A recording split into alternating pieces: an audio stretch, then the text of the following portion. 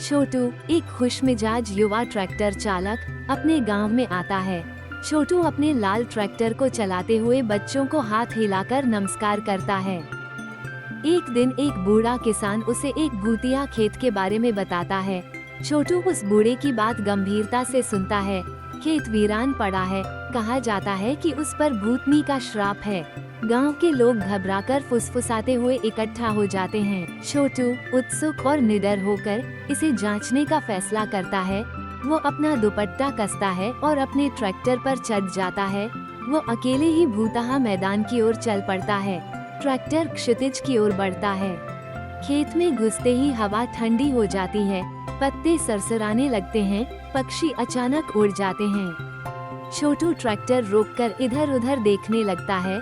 वो नीचे उतरता है, उसे अजीब सी ठंड का एहसास होता है। हवा में फुसफुसाहट तैरती है। छोटू कुछ सुनता है और अचानक मुड़ता है। फसलों के बीच एक सफेद छाया चमकती है, भूतनी की छाया की झलक। छोटू छाया का पीछा करते हुए फसलों के बीच चला जाता है। वो हाथ में डंडा लेकर सावधानी से चलता है। अचानक उसका ट्रैक्टर का इंजन बंद हो जाता है। ट्रैक्टर रुक जाता है, लाइटें टिमटिमाती हैं। वो हंसी सुनता है, धीमी और गूंजती हुई। छोटू जल्दी से अपना सिर घुमाता है। सफेद कपड़े पहने एक आकृति खेत के ऊपर तैरती है। भूतनी हवा में गतिहीन दिखाई देती है। छोटू हौंकता है लेकिन भागता नहीं। वो अपनी छड़ी को मजबूती से पकड़े हुए खड़ा रहता है। भूतनी उसके करीब आती है और डरावनी हंसी हंसती है। उसकी आंखें हल्के नीले रंग की चमकती हैं। छोटू बोलता है, तुम यहाँ क्यों घूम रहे हो? वो आगे बढ़ता है, विद्रोही भाव से। भूतनी एक पुराने कुएं की ओर इशारा करती है। वो तुरंत गायब हो जाती है। छोटू पुराने कुएं के पास जाता है। वो ध्यान से अंदर झांकता है। उसे जंग लगी चेन और चमकता हुआ कंगन मिलता है। वो कंगन को धीरे से ऊपर खींचता है। वो उसे गांव के बुजुर्ग के पास ले जाता है। छोटू कंगन उसे थमा देता है। बुजुर्ग चौंककर कहता है, ये रानी का था। बुजुर्ग दुख से अपना माथा छूता है। रानी, गांव की चिकित्सक, कई साल पहले गायब हो गई थी। एल्डर ने एक समूह को उसकी कहानी सुनाई। उसे गलत तरीके से दोषी ठहराया गया और वो दुख में मर गई। एल्डर ने अपनी आंखें बंद कर लीं, उसकी आवाज फट गई। उसकी आत्मा को कभी शांति नहीं मिली। फ्लैशबैक में रानी अकेले रोती हुई चलती है। छोटू उसकी मदद करने की कसम खाता है। वो दृढ़ निश्चयी दिखता है, मुट्ठी भींचे हुए। वो कंगन लेकर खेत में लौटता है। उसे ऊपर उठाकर भूतनी को पुकारता है। हवा जोर से चलती है और वो फिर से प्रकट होती है। धुंध से उसका आकार बदल जाता है। वो धीरे से उसका कंगन लौटाता है। भूतनी कांपते हाथों से आगे बढ़ती है। वो फुसफुसाती है, धन्यवाद। उसका चेहरा नर्म पड़ जाता है, आंखें चमक उठती हैं। उसका शरीर चमकता है और ऊपर उठता है। वो मुस्कुराते हुए ऊपर चढ़ने लगती है। वो सुबह के आसमान में गायब हो जाती है।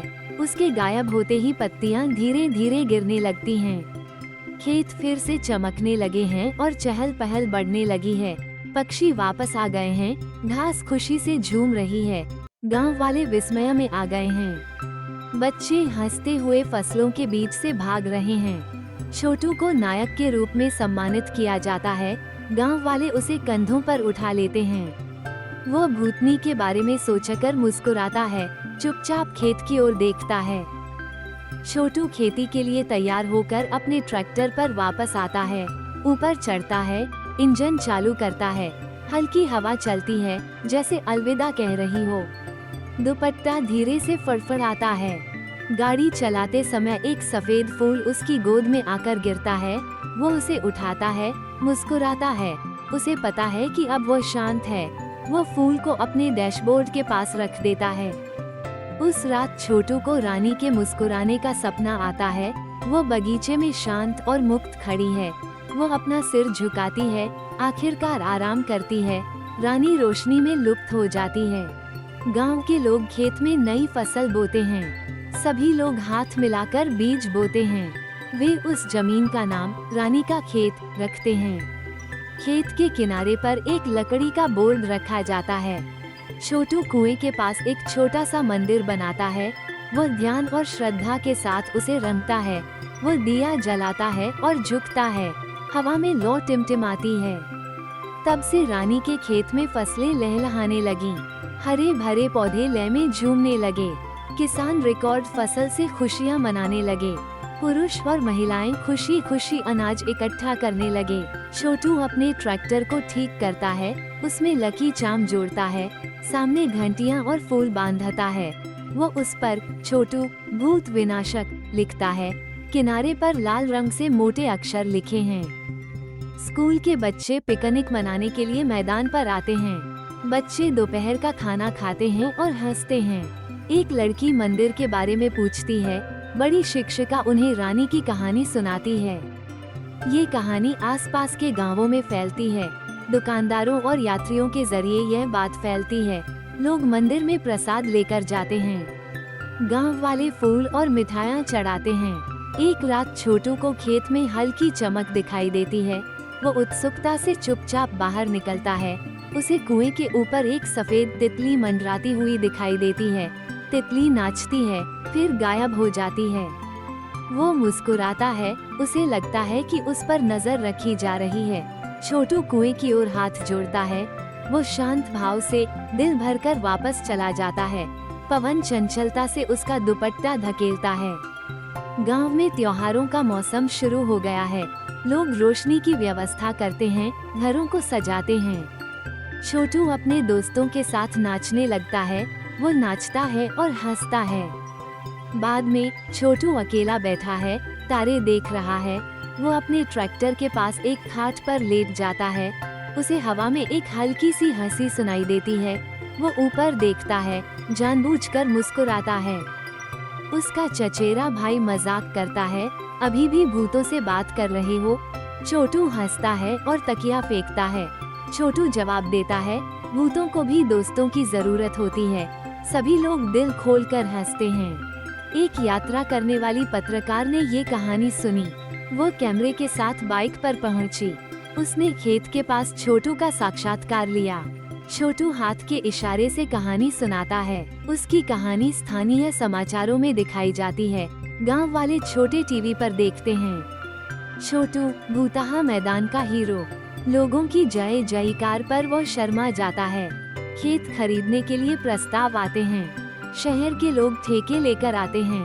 छोटू मना कर देता है, ये बिक्री के लिए नहीं है। वो दृढ़ता से अपना सिर हिलाता है। मानसून आ गया है, धरती को आशीर्वाद दे रहा है। छोटू ट्रैक्टर चला रहा है और बारिश हो रही है। बच्चे नंगे पांव पोखरों में नाच रहे हैं। हंसी, छींटे और खुशी। रानी की आत्मा अब खेत की रखवाली करती है। तूफानी रातों में दिखने वाली एक कोमल चमक। कोई भी बुराई फिर से प्रवेश करने की हिम्मत नहीं करती। भूतनी की छवि शांति से फीकी पड़ जाती है। एक साइन बोर्ड पर लिखा है, भूतनी का खेत अब धन्य हो गया है। पर्यटक इसके बगल में तस्वीरें खींचवाते हैं। छोटू स्थानीय किंवदंती बन जाता है। बच्चे उसका ऑटोग्राफ मांगते हैं। वो रानी के नाम पर एक स्कूल खोलता है। छोटू और उसके बड़े बुजुर्गों द्वारा रिबन काटना। वो बच्चों को साहस और दयालुता के बारे में सिखाता है। वो ब्लैकबोर्ड पर चित्र बनाता है। जिस खेत से कभी डर लगता था, अब उसमें जान आ गई है। सुनहरी धूप में फसलें लहरा रही हैं और ट्रैक्टर वाला छोटू हमेशा के लिए किंवदंती बन गया। छोटू अपने ट्रैक्टर को क्षितिज की ओर चलाता है।